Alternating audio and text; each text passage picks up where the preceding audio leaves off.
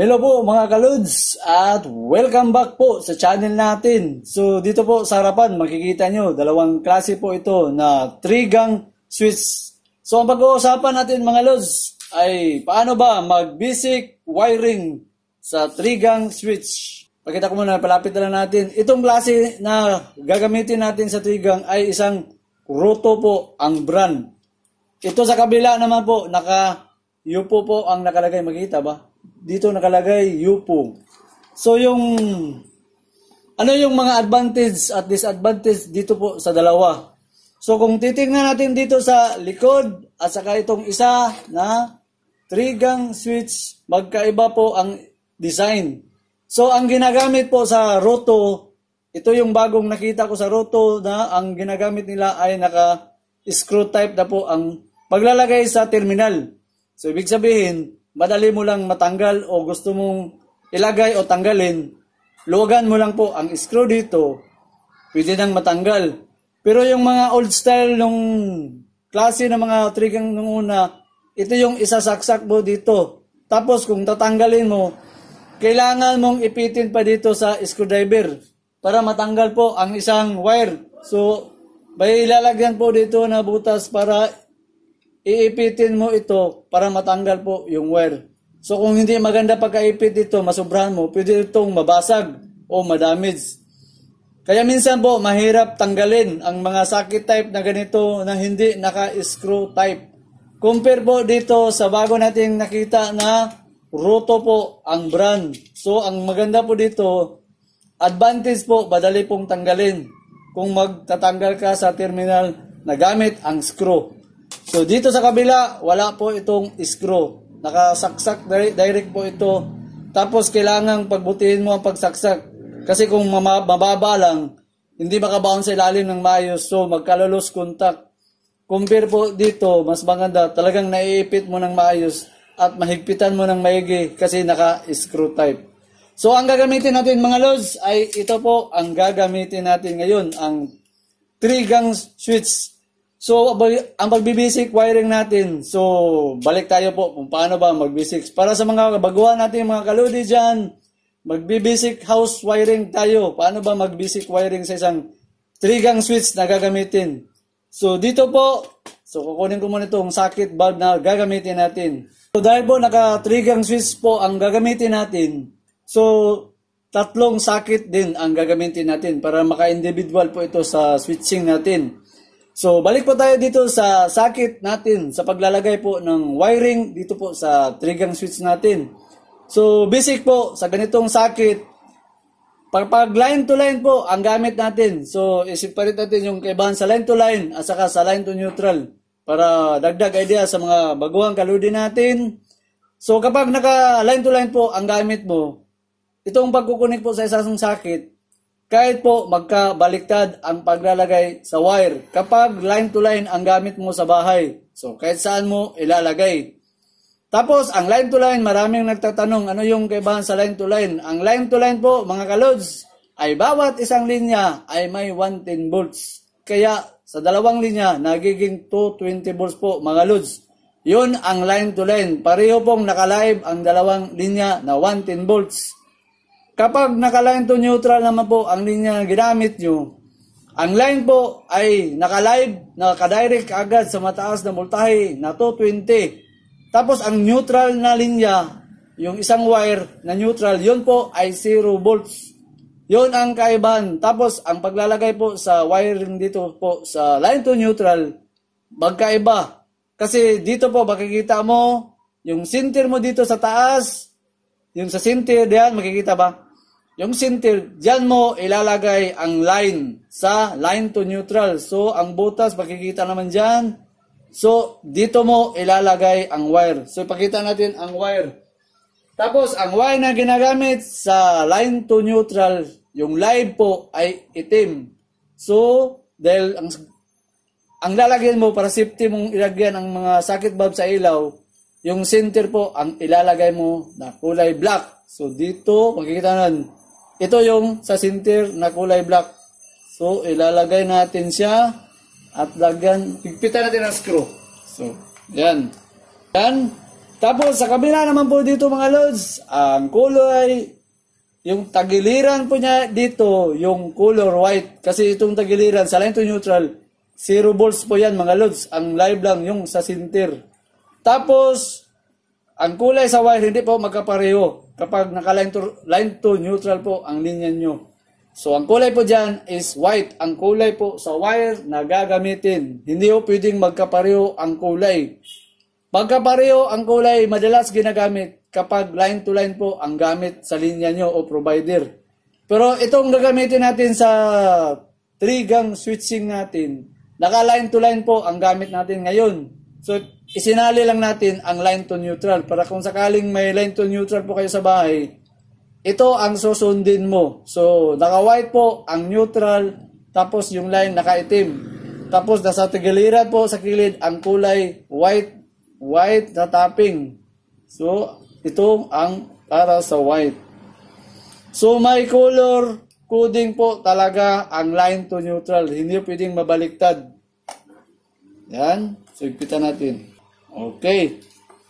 So, ito na po ang pagkukunik po sa socket bulb natin sa bahay kung naka line to neutral po ang gamit nyo. Pero kung line to line po gamit nyo, kahit po magkabaliktad sa paglalagay ng wire, pwede lang. Kasi nga sabi natin, pareho pong naka 110 volts ang bawat linya po sa line to line. Compare doon sa line to neutral, isa lang ang live doon, yung line. Tapos yung neutral is 0 volts. So, ang gagawin natin, simple magbibisik wiring po tayo mga kalods. Ang gagawin natin, 3 socket po ang kailangan natin. Lagyan ko na ng wire. So, for demo purpose po, ang nilagay natin, yung white at saka black para mas lalo pong masundan ang pagwa-wiring natin dito sa basic wiring natin sa 3-gang switch. So, tapos 3 lang po ang gagamitin natin. So, yan. 3. Yan, pattern lang natin yung kulay. So, next natin gagawin, gagamit tayo ng circuit breaker. Ito po, circuit breaker natin. So, ang circuit breaker natin is, ito mga surface type na klase na circuit breaker. So, gagawa tayo ng linya sa line 1 at saka yung sa line 2 natin na wire. Naka-white dito sa taas at naka-black sa baba. So, sa pag-wiring po dito, depende na po sa inyo kung saan nyo gustong mag-line 1 o line 2. O kaya dito yung line 1, dito naman sa taas ang line 2. Basta ito po, naka-line to line po ang gamit natin. So, ang ginamit lang natin is white at saka black na wire para mas lalo pong masundan. Saka kung mag-line to neutral po kayo, ito yung wiring sa line to neutral. Pero sa mga line to line, kadalasan po, magkapareho po talaga ang wire sa line to line. Kasi nga, pareho silang naka-live. So, ang next natin, itong socket bulb natin, ilalagay natin siya dito. So, 3 po ang ilalagay natin. So, yan na po mga kalods, yung 3 socket bulb ang gagamitin natin para sa individual, sa switching natin. So, siyempre po, gagawa po tayo ng diagram. So, ang diagram, napakasimple lang po ang diagram mga lods. Ito po ang diagram. So, yung black natin, pagpalagay natin, yun ang line 1. Tapos, ang white sa taas, yun ang line 2. Tapos, yung 3 socket natin, yun ang bulb. Tapos dito sa baba, yung switch na sinasabi natin na 3-gang switch. So, ngayon po, ang gagawin natin, uunahin natin muna yung 3-gang sa pagtatapping. So, nakalimutan ko, itong wire dito sa taas po mga lods, nakadugtong po itong line 1, line 2. Kung gusto mo pang mag-connect o ito bali yung distribution line doon. Ito rin sa baba, kung makikita mo, hindi po siya putol. Kasi kung gusto mo pang mag-supply pa dito po, magdagdag ka, so pwede po. So yun, ang dalawang linya dyan, naka-distribution line po yan mga lods. So pinakita ko lang na hanggang dito, hindi pa ibig sabihin na hanggang dito lang ang wire. Pwede pang mag-supply po ang wire, kaya may nakadugtong pang wire dyan. So yung dito lang ang pinakita muna natin.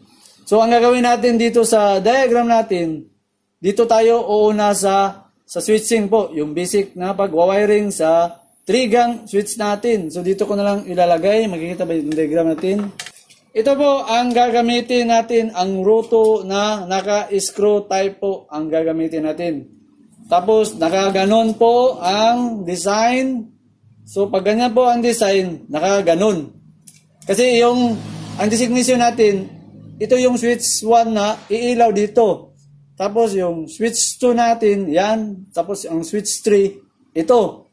So baliktarin lang natin ganyan.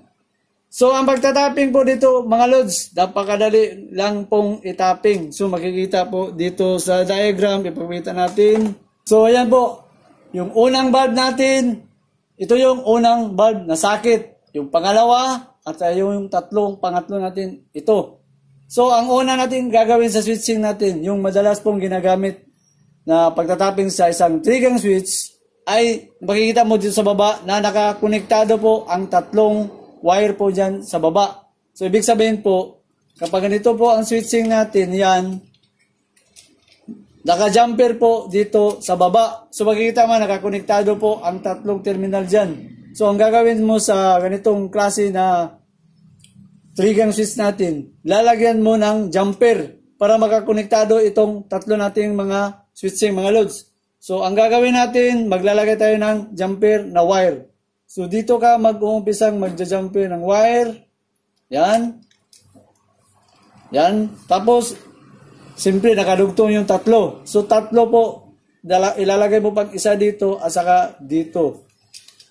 So, ito po mga lods, ang pinaka-basic na gagawin sa isang 3-gang switch na naka-jumper po sa baba para magkakonektado po sila. So, ang gagawin natin, hihigpitan lang natin sa screw sa baba. So, hindi katulad ng isa na isasakit mo pa. So, ito, higpitan natin ng screw. So, ito yung sinasabi natin na naka-screw type ang paglalagay sa wire.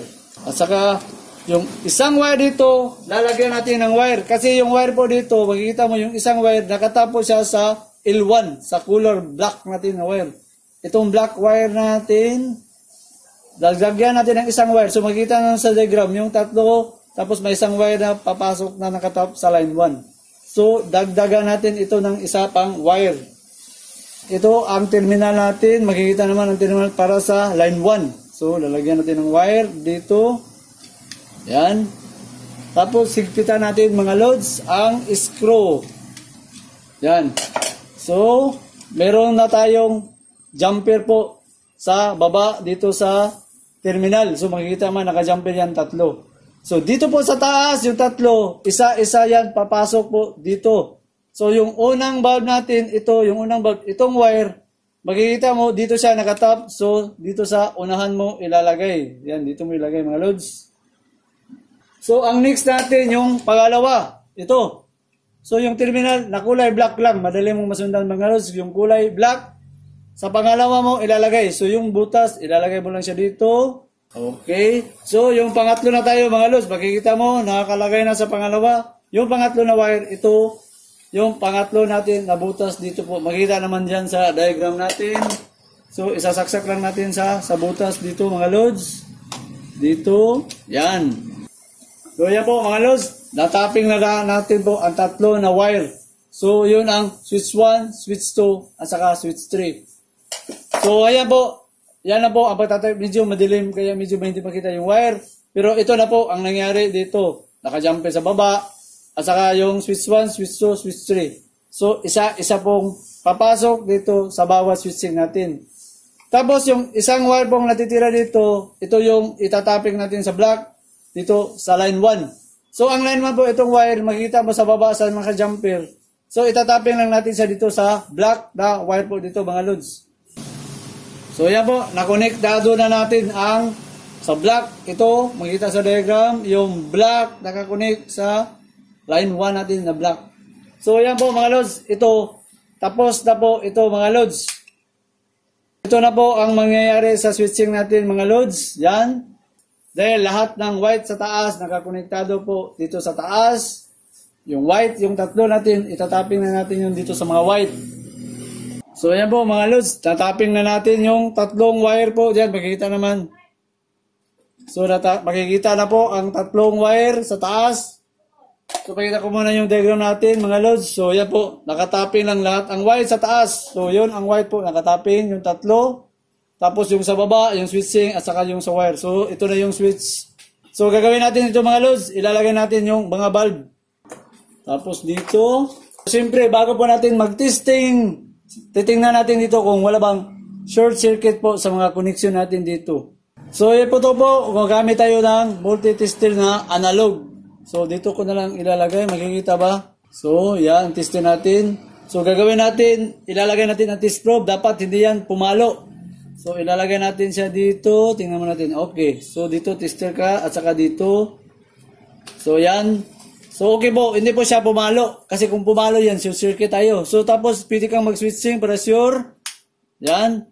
So, wala talagang papalo. Lalo lang mga lead bulb po ngayon. Wala na pong resistance na makukuha mo talaga. Kaya, naka-infinite pong nakaganyan. So, ibig sabihin dito po mga lods, safety na tayo. Ang connection dito mga lods, walang short circuit. Saka lagi mong tandaan, kapag nagtitester po kayo sa testing continuity sa resistance po mga lods, dapat nakaupo ang breaker. Kasi yung mga kaludi natin na bagong mag-umpisa dito sa mga electrical natin, nagtatanong kung kailangan bang i-off ang breaker o kailangan i-off mga loads kung magtitester sa resistance. Kasi masisira po ang tester mo kapag naka-live ang circuit breaker tapos nakasiting ka sa resistance. So, ang gamit natin dito, naka-times 10 lang. Madalas po ginagamit sa pagtitest sa continuity kung meron bang short circuit. So, wala naman. Naka-open po ang tester natin. So, safe na tayo. So, ready for testing na tayo mga loads. So, ang gagawin lang po natin mga loads, switch on na natin ang breaker dito sa lighting natin. So, switch on tayo mga loads. So, kapag i-switch on natin, ito yung unang iilaw. Kasi yun ang designation sa diagram natin na ang unang switching dito, ito yung iilaw. So, makikita naman, pag switch on mo, kung konektado ito yung iilaw. Tapos yung pangalawa at pangatlo. So, i-switch on natin. So, ayan po mga lods, umilaw. Tapos, pwede mo siyang i-off sa pangalawa. Yan. So, baka magkamala na naman ang iba na bakit umilaw ang katabi. So, ganyan, pinakita ko lang mga lods kasi magkalapit ang reflection. Parang umilaw na rin ang bulb. So, off natin. Saka dito sa kabila. So, yan. So, isabay na natin lahat. So, yan po mga lods. So, ganun lang po. Kasimple ang pagtatapping sa 3-gang switch na ganitong klase sa basic wiring. So, ganito ang ginawa natin para lalo pong masundan yung basic wiring lang. So, ang gagawin natin na naman ngayon, may iba pong paraan. Yung sinasabi natin na hindi po lahat ibig sabihin, pakita ko muna ito po. Hindi po ibig sabihin na lahat po ng pagtatapping sa 3-gang switch, nagja-jumper po kayo ng wire. Marami pong mga paraan po ang mga switching na ginagamit. So, ang gagawin natin na mag-install tayo ng ibang paraan sa pag 3-gang switch na gamit, hindi po naka-jumper po ang paraan. Naka-individual po ang gamit. So, paano ba gagawin yung individual na sinasabi natin? So, ngayon, ang next natin para makita sa mga kalodi natin yung mga baguhan na may individual switching pong mangyari. Hindi na kailangan mag-jumper po dito sa mga baba o dito sa taas, kundi naka-individual siya. So, ipakita natin kung paano. So, isa-set po na natin itong lighting natin. So, ito po mga lods, balik po tayo. So, ang ginawa natin, naka-direct po. Ang line 1 nakatap doon sa white. Tapos yung line 2 natin, nakatap lahat dito sa line 2. So, walang switching pong inilagay natin. So, ang mangyari po dito ngayon mga lods, naka-individual switching po ang mangyari dito. So, ipakita ko muna muli sa inyo po ang diagram natin. So, ito po ang nangyari ngayon. Kung isi-switch on natin itong line 1 at line 2 sa breaker natin dito, iila po itong tatlo na wala mo ng switching nakalagay. So, para makita, isi-switch on natin itong breaker. So, ayan, umilaw po yung tatlo. Kasi wala pong switching pong nakalagay. So, dito na po ang sinasabi natin na yung ibang paraan sa switching na paglalagay na hindi na jumper ang ginagamit sa wiring po. So, ipakita ko yung switching na ibig kong sabihin sa 3-gang switch natin. I-off ko muna ito. Yan. 3-gang switch natin mga lods. So, nilagyan ko ng wire sa likod. Ito po ang mangyayari ngayon sa wiring natin. So, kung makikita nyo, magkaiba po ang kulay para mas lalo po yung masundan. So, ang switch 1 natin, naka-white po ang dalawang wire. So, tapos yung pangalawang switch natin, blue ang kulay. Oh. Tapos yung pangatlo, naka-white, naka-yellow. So, ito po mga lods, naka-individual po ito. So, 6 na wire ang kailangan mo. Kapag naka-individual po, hindi po sila naka-jumper sa wire. So, ito yung ibang paraan na sinasabi natin. So, ang gagawin natin, paano ba lalagyan po ng switching ang ganitong 3 lighting po na ilalagay natin yung 3 gang switch natin. So, ipagpalagay natin na itong tatlong ilaw po na nakalagay dito, magkaiba po ang location. Sabihin natin, ito yung lighting sa harapan sa bahay mo, ito yung lighting sa likod sa harapan ng bahay mo, at ito naman yung center sa ilaw sa bahay mo. So, dito sa ganito nga paraan, hindi na kailangan yung jumper ka sa 3 gang switch mo kasi magkaiba. Hindi mo na makikita kung saan naka-line 1 at saan naka-line 2. Kapag nagkaiba-iba na ang direksyon sa mga lighting na inalagay, lalo na po magkapareho po ang kulay na wire kapag line to line. Naka-black dito.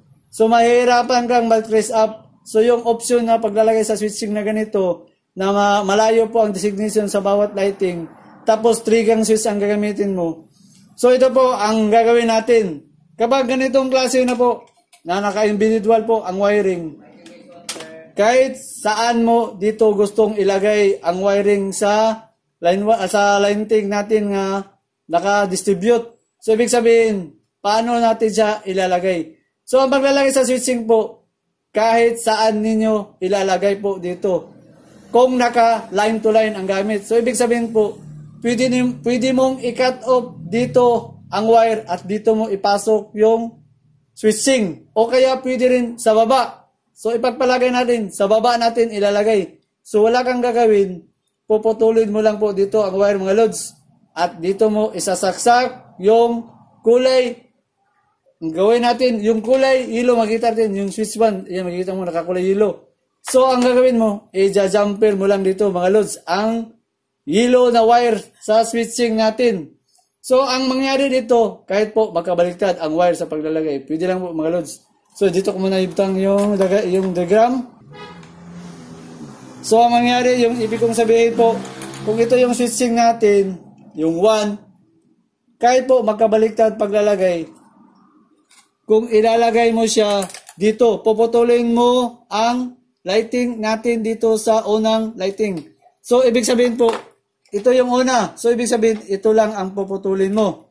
So, pwede ka magputol dito, pwede rin dito sa baba. Pero para makita po na susundin natin ito, na dito ka magbalagay ng switching sa baba, puputulin natin. So, paano siya putulin? Ito po, mga lods, puputulin mo po ito. At idugtong mo itong kulay yellow sa switching 1 natin po, mga lods. So, tatanggalin natin ito. So, dito ko na lang ilagay. So, yan po, nalagay na natin itong una nating wiring. So, yun po ang para sa switch 1 natin. Sa switch 2 tayo, itong switch 2 natin mga lods, pwede dito mo ilagay o pwede mo rin ilagay sa taas. So, ang nangyari dito ngayon, ito, nilagyan na natin ito ng switching. So, meron ng nakaganon, switching natin. So, dito tayo, sa taas tayo, dito natin puputulin. So, ibig sabihin, doon sa taas natin puputulin mga lods.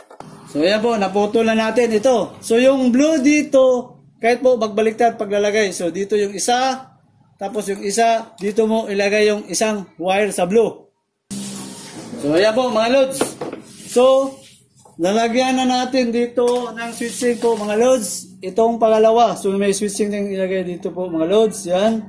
So, ang pangatlo natin, sa baba na naman tayo. Dito, puputol tayo. So, dito natin ilagay yung switching natin. Ang ibig kong sabihin, dito po sa pangatlo, ito po ang puputulin. Tapos, yung kulay white natin, dito natin itataping yung pangatlo natin sa switching dito. Tapos yung isa, dito mo ilalagay ang isa. O yan. Nangyari ito mga lods, nataping na natin lahat po mga lods. Yung sinasabi natin. So titingnan natin kung papangsyon ba ito ng mabuti. Na naka-individual switching sa taas o sa baba. Makikita nyo po dito yung ginawa natin. Dito nakalagay yung switching, tapos dito sa baba. So, naka-individual switch, makikita naman. So, nataping natin. Susubukan na natin mga lods. So, yan. I-switch on natin itong breaker. Dapat, pag-switching natin, ito yung ilaw. Tapos, yung pangalawa dito at saka yung pangatlo. So, switching natin. Susubukan natin. So, ayan po, umilaw. So, hindi niya kasama. Pangalawa. Hindi niya kasama sa kabila. Pangatlo. So, ayan po, mga lods. Yun po ang ibang paraan po sa paglalagay ng switching na naka-individual switch So ito madalas po ginagamit kapag malayo po ang mga lighting na inilagay at saka nalilito ka kung saan mo nakalagay ba sa line 1 o line 2. So ito yung paraan sa pagtatapping po mga lods. So switch off natin. So yan po mga kalodi kung paano po maglalagay sa ibang paraan sa ganitong individual switch sa 3-gang switch na gagamitin natin mga lods. So mga kalodi, bago po tayo magpaalam, mag-shoutout po na tayo sa mga kalodi na gusto magpapa-shoutout po sa channel natin. So isa-shoutout natin si Kabarad TV Official from Laguna. Saka pangalawa natin si Umar Ale. Saka sunod natin ay si Andres Galion from Pasig City. Saka shoutout na rin natin si Virgilio Agdipra from Quezon City. Saka shoutout rin natin ito, marami pong papashoutout sa atin sa Saudi Arabia po mga lods, sa Yamama Palace of Saudi Arabia. Si E. Salazar, si R. Gapos, si R. Samson, at saka si E. Ula. So sa mga ka-Saudi natin dyan, ingat po kayo sa trabaho nyo mga lods. At saka ito pa si Luisito Wong, at saka si Rosalino Quirusa, at saka si George San Felipe from San Guillermo. Saka ang huli natin mga lods, si Remil Silabo. So mga kalods, hanggang dito lang tayo mga lods, at paki-comment po sa baba kung may hindi po kayo na intindihan po doon sa 3-gang switch. At saka huwag niyo kalimutan pong mag-like, mag-share, at saka paki-subscribe po sa mga lods sa hindi pa nakasubscribe para hindi po kayo makalimot po sa channel natin. At maraming salamat po sa panonood.